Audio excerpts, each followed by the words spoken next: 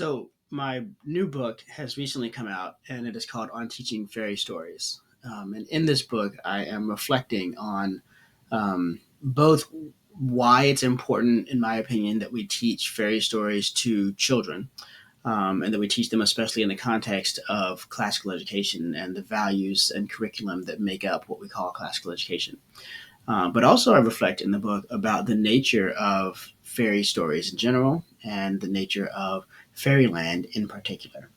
This is an idea that's exercised my mind for a very, very long time. And in fact, it's interesting that the earliest essays I ever wrote back when I was in high school and early college were not essays that were assigned for class at all. It was just me wanting to take some of the thoughts that I was having and put them down on the page, as my hero C.S. Lewis often did.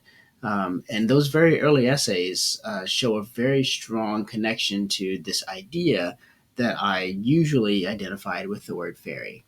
And so I thought, given that all those thoughts have finally come to some sort of preliminary solid form in this new book, it would be a good time to look back on one of those old essays and see how my thinking has changed over the last 30 years. And so I'm going to record myself reading this early essay that I wrote. I think I wrote this when I was a freshman in college, in which the idea of the fairy is central to the point that I'm trying to make. So I will ask you to remember that I was a college freshman and that I speak with a lot more authority, perhaps, than I had right to at that time. But I've not edited it in any way. I'm going to let it stand on its own right as an artifact of my own history. So I hope you enjoy this called On Fiction and Poetry. It is almost a shame that some people have the ability to recognize good writing when they see it. There are those who will always take it and make it part of their textbooks, which is perhaps the worst thing they could ever do. It would be quite all right if they would remember that the purpose of the textbook must be to lead the students to become interested in the other works of the author, but this is seldom the case.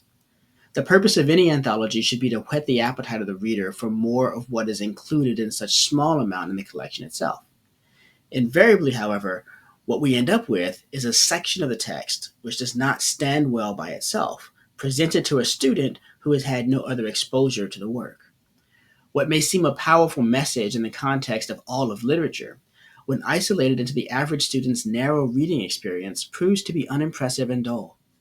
To make matters worse, the writers of the textbook are constantly posing such critical thinking questions as, what is the author trying to say through the imagery of the garden? Such questions, far from being constructive, are in direct opposition to the desired response of the author and a reader. The point of fiction and poetry is to convey ideas, emotions, and concepts in a manner that is both interesting and effortless. The reader should not have to struggle with trying to pull the meaning out of the piece. It should flow naturally from beyond the story to the reader. It is very difficult sometimes for academic professionals to understand the subtle distinction between realizing what the author is saying and answering such a question as the one above. For any author worth his salt says far more than is on the page, and far more than he ever intends to. Allegory is not limited to a single level. It is a complex thing which weaves a beautiful pattern in and around itself, and which rises and falls over the course of the work. There exists in all good readers and all good writers a certain bloodline. What they have inherited, the appreciation for simple things, the love of the story which is so blind to tellings that it is not easily threatened by opposing views, the imagination extraordinaire, these things they have inherited from the fairies. There is something within them which responds to the outer call of creativity. It is this which allows them to enter into the story or the poem and to become one with it. There is no safe distance for them. They are involved. While they are preparing or reading the story, they live in that world, and nothing guarantees their safety. The danger to the characters in the story is just as real a danger to them. There is an understanding among such individuals. That is why powerful images can be conveyed in just a few words. If someone has the fairy in them, the simplest and shortest of images will set their hearts to longing. If one has not the fairy, the most precise and definite imagery will barely lift them above the dreariness of everyday life. There's no use trying to force it. We cannot make good readers out of those who have not the gift. The understanding provided by this common link is very strong and forms what I will call the fellowship of the fairy. It is a highly intimate group of those whose vision is attuned to see a different world. The worst of them can at least escape and see the beautiful lands, even if they lose the distinction between the fairy lands and all else. The best of them can stand in the gap between reality and fantasy and bring back to the world glimpses of what they have seen. They sojourn through the fairy lands and come back with a renewed knowledge, a fresh vision of truth, which can be applied in this world to help individuals. For fairies are never concerned with humanity as a whole, which is doomed to pass on, but with the single soul. Notice that I do not refer to the material world as the real world. The land of fairies is not less real than this in which we live. It is perhaps even more so. For here there is strife, there is discord, and all is not well. In the land of the fairy, when something passes away, it always gives birth to something which is better. And that is the ultimate hope that the Fellowship of the Fairy has for mankind. In some way, they hope to bring some of the divine peace and goodness of the fairy to humanity as individuals, and so to help the individual transcend himself. Does all of this sound irreligious? It is not. For who is the Lord of Fairyland if not God? Who is it that gifts the human imagination to see that which is beyond its comprehension? He is not only the inventor of all that there is, but also of all that we imagine. Are we to think that we can have thoughts which never occurred to the Creator? It is clear, then, that He has given the gift of Fairyland to mankind to gladden his heart and encourage him on the journey. Like all good gifts, it must be used wisely. Just as one cannot go on drinking wine without getting drunk, so one cannot live in Fairyland without adverse effects. What these effects may be are well known to those in the Fellowship of the Fairy. Not everyone recognizes the Lord of the Land of Fairies. It is hoped by those who do that their fairy-related brothers and sisters will come to realize him as they travel in his land and see the amazing things he has made. The witness of the creation is not limited to what is tangible, for all that is visible declares the glory of God, and to those who have the fairy blood, what is fairy is as visible as what is not. The Fellowship of the Fairy consists of those individuals who, like Lewis, stand in the dark toolshed of this world, seeing the beam of light fall from beyond. They are the brave individuals who step into the beam and look along it, and for a brief moment there is the breeze, the delectable smells, the sights of the garden. They may only catch a glimpse of the leaves, the sky, and the rolling hills before their eyes are dazzled and they must step from the beam. But that glimpse changes them, and they return to us with new insights and a fresh vision that is too often ignored by their more civilized contemporaries.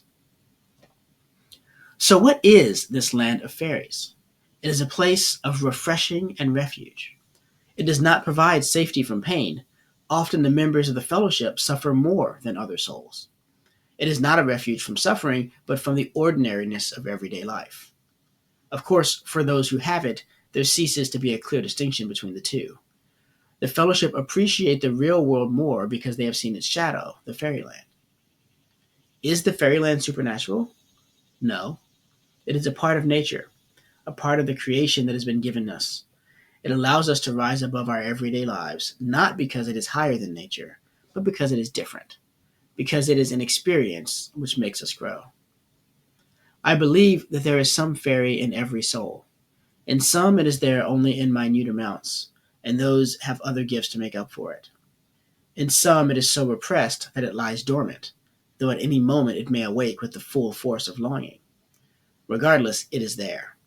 Our responses to good music, to the beauty of nature, to a well-written poem, all spring from the fairy nature that is within us.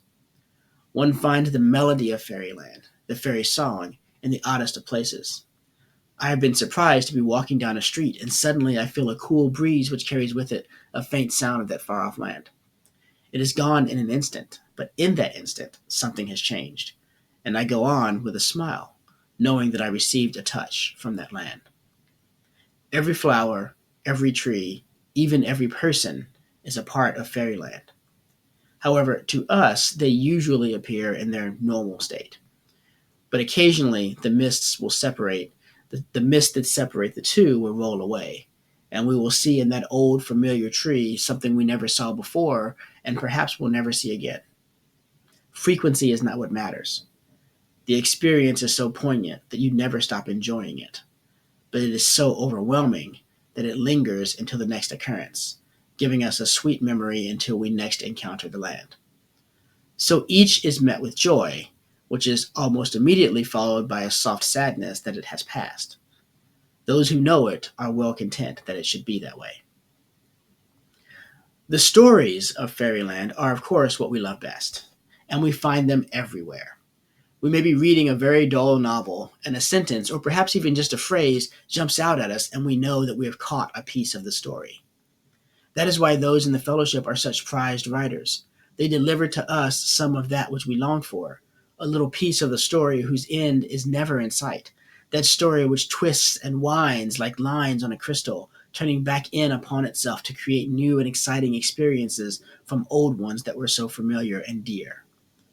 The essence of Fairyland is in its stories, for it is the one great story we all long to hear. So, how does one get to Fairyland? The gateway is open, but only those with fairy blood may enter. The amount of the blood determines the amount of time and pleasure that we will get out of it. The vehicle by which we travel is our imagination, but imagination is the slave of the fairies. It itself is manipulated by the world, which ultimately has no definable shape, yet is as solid as anything. That land so sweet that even the pain is a blessed experience, though no less painful. Who can forget the hills, the sky by day and by night, the interesting people, the amazing tales, which never seem to end? But now I am just wasting words. Those who have the fairy will see at once what I am talking about. Those who don't must trust that they have other gifts as great. The point is that we not take stories which are about fairies and make them a matter of textbooks and homework. Invariably, the fairy does not get transmitted to the student in the process, and the damage done outweighs the gain. We cannot become fairies. We cannot inject the fairy blood into the soul. If it is not there, no amount of exercises will help it. We must be content with what we have. And for those who walk in Fairyland, for the fellowship of the fairy, there remains all the land to be explored, as new today as if no one had ever trod the paths before, yet covered with the footprints of those who have gone before. Lewis, Tolkien, MacDonald, Ovid, they are all there, and we delight to wander along their paths and find our own as we explore the strange new world God has given us.